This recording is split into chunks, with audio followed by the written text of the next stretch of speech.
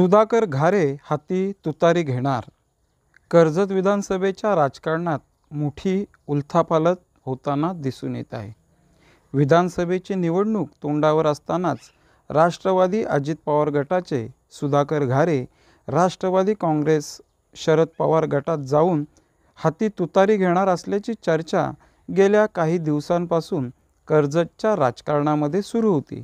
परंतु आता ही चर्चा खरी ठरणार असून सुधाकर घारे हाती तुतारी घेऊन कर्जत विधानसभेची निवडणूक लढवणार असल्याची चर्चा आता जोर धरू लागली आहे. कर्जत खालापूर विधानसभेचे आमदार महेंद्र थोरवे यांना रोखण्यासाठी महाविकास आघाडीच्या माध्यमातून हा निर्णय घेण्यात आल्याची खात्रीलायक माहिती मिळाली आहे. त्यामुळे आता कर्जत आणि खालापूरच्या राजकारणात आता मोठी उलथापालथ होणार आहे.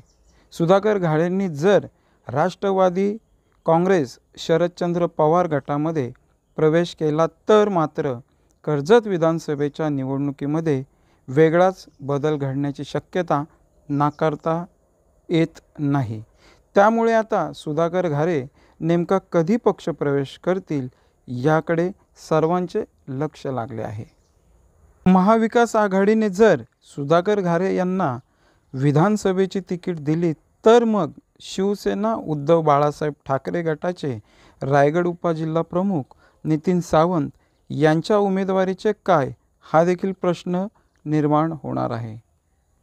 आपलं कर्जत न्यूज चॅनलला लाईक, शेअर आणि सबस्क्राईब करायला विसरू नका.